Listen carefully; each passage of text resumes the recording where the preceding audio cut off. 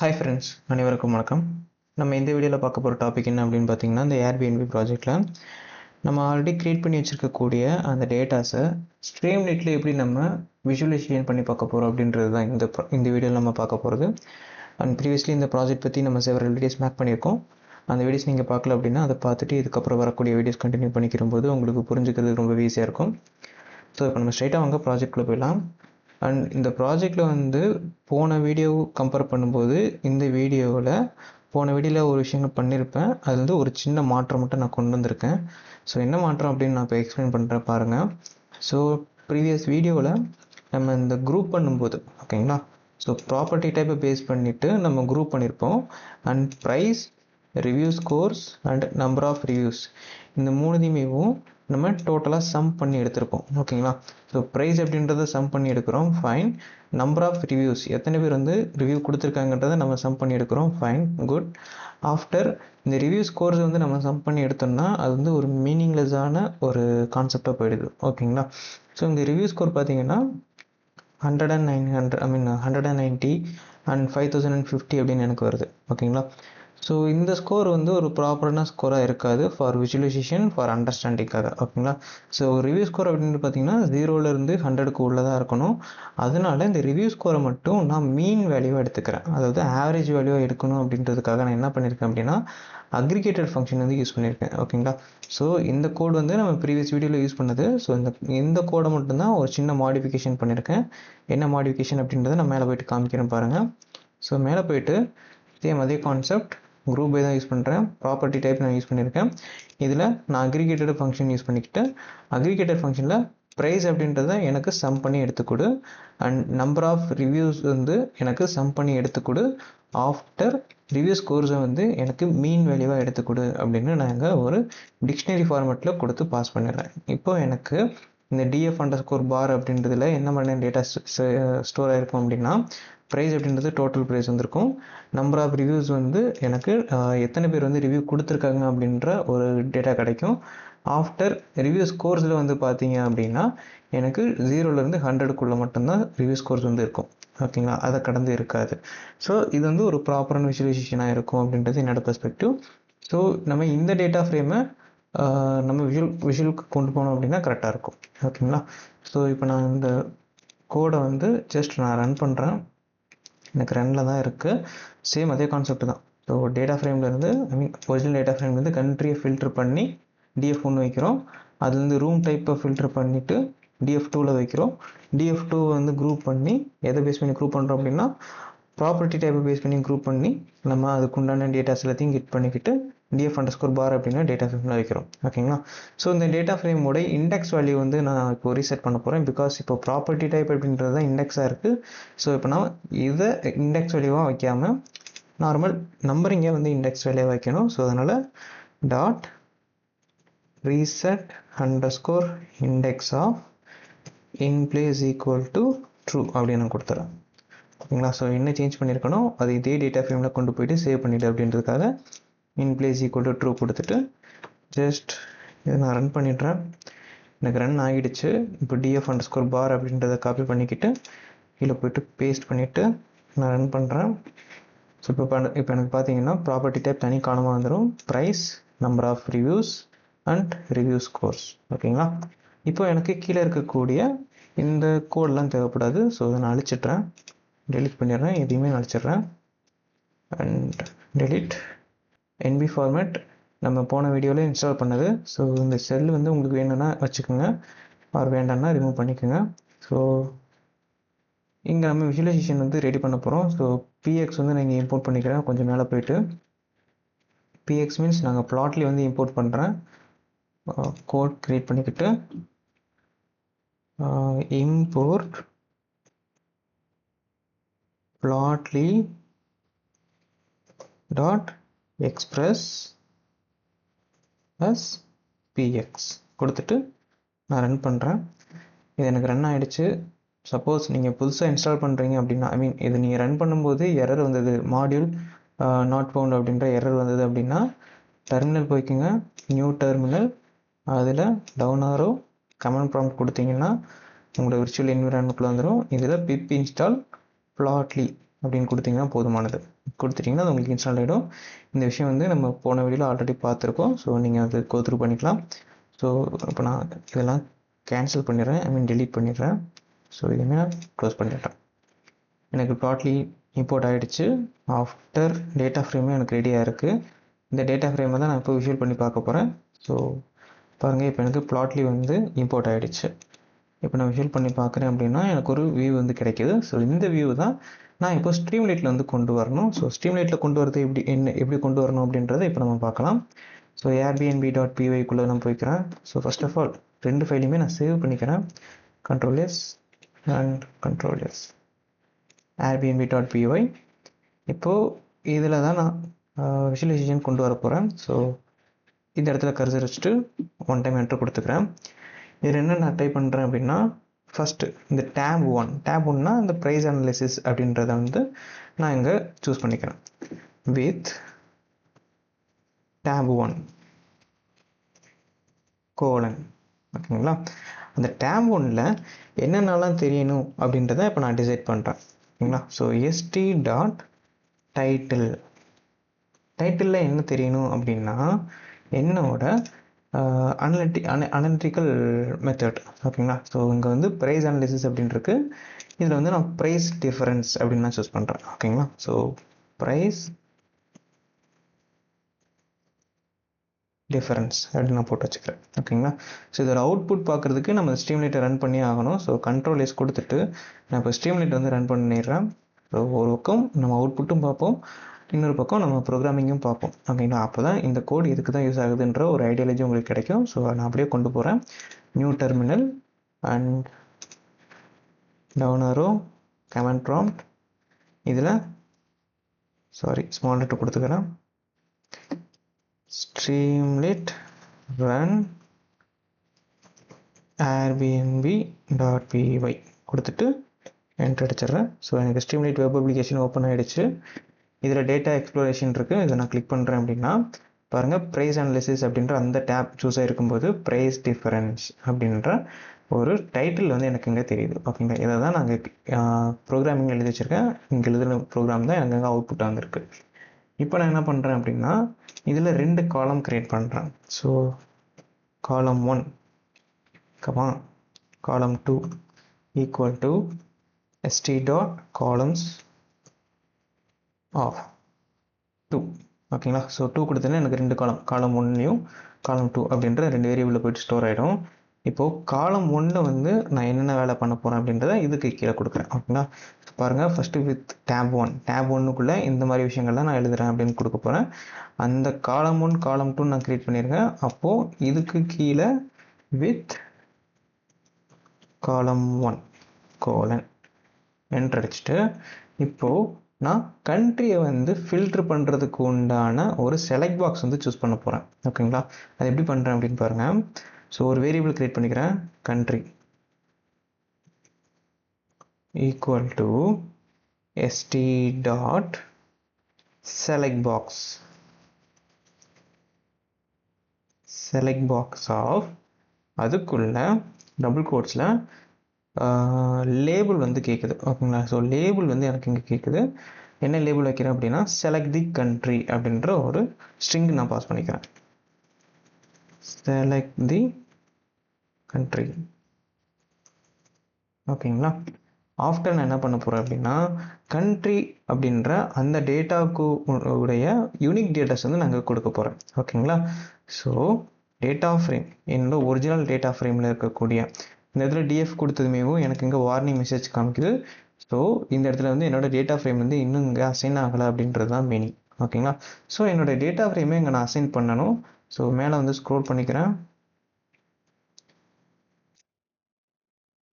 So இந்த இடத்துல நான் என்ன பண்ணுறேன் அப்படின்னா என்னோடய டேட்டா ஃப்ரேமை ரீட் பண்ணிவிட்டு ஒரு வேரியபிளில் கொண்டு போய்ட்டு ஸ்டோர் பண்ணி வச்சிடுறேன். ஓகேங்களா? ஸோ இப்போ நான் என்ன பண்ணுறேன்னா ஒரு 2 டைம் என்ட்ரு கொடுத்துட்டு df equal to pt.read_csv of அதுக்குள்ள என்னோட டேட்டா ஃப்ரேம் ஏர்பிஎன்பின்ற இந்த டேட்டா ஃப்ரேம் அந்த CSV ஃபைலை காப்பி பண்ணிவிட்டு பேஸ்ட் இதை நான் ரீட் கொடுத்துட்றேன். ஸோ இப்போ என்னோட டிஎஃப் அப்படின்றத கால் பண்ணேன் அப்படின்னா என்னோட டேட்டா ஃப்ரேம் வந்து என்னோட கையில் கிடச்சிடும். ஓகேங்களா? இப்போ நான் என்னோடய கோடை வந்து கண்டினியூ பண்ணலாம். ஸோ இந்த கண்ட்ரி காலம் வந்து கண்ட்ரியை சூஸ் பண்ணிக்கிறதுக்கு ஒரு வேரியபிள், சூஸ் பண்ண டேட்டாவை எடுத்து ஸ்டோர் பண்ணி வைக்கிறதுக்கு ஒரு வேரியபிள், ஸ்ட்ரீம்லைட்டை யூஸ் பண்ணி ஒரு செலக்ட் பாக்ஸ் வந்து க்ரியேட் பண்ணுறேன். செலக்ட் பாக்ஸ்க்குள்ளே செலக்ட் தி கண்ட்ரி அப்படின்ற ஒரு லேபிள், அந்த லேபிள்குள்ளே என்ன டேட்டா கொடுக்குறேன் அப்படின்னா எந்த கண்ட்ரி வந்து சூஸ் பண்ணுறோம் அப்படின்றதுக்காக டேட்டா ஃப்ரேம்குள்ளே இருக்கக்கூடிய கண்ட்ரி காலமாக நான் சூஸ் பண்ணணும். ஓகேங்களா? ஸோ கண்ட்ரிக்கு உண்டான ஸ்பெல்லிங் நாங்கள் போய்க்கிறேன். ஸோ இதிலே கூட நான் சூஸ் பண்ணுறேன். So df of countries, double quotes, country,